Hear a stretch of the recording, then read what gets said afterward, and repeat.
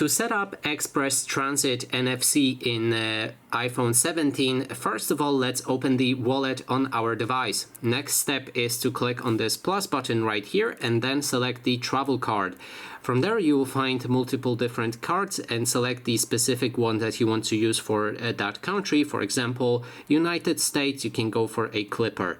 From there, we can add our new card or transfer existing card. After that, you also need to top up your card. So select the amount that you want to top up, and then you can add that amount using your payment method that you can add right here also. Then I'm not going to add this card, but I will show you how to use the Express feature. So after you added that card, you can go into your settings and then select the Apple Wallet and Apple Pay right here. From there, you will find your transit card, click on it, and then you will find the option that you can toggle that activates Express Transit. And after that, you'll be able to pay with your phone without unlocking it. Simply push it onto the receiver. And that is basically everything. Thanks so much for watching.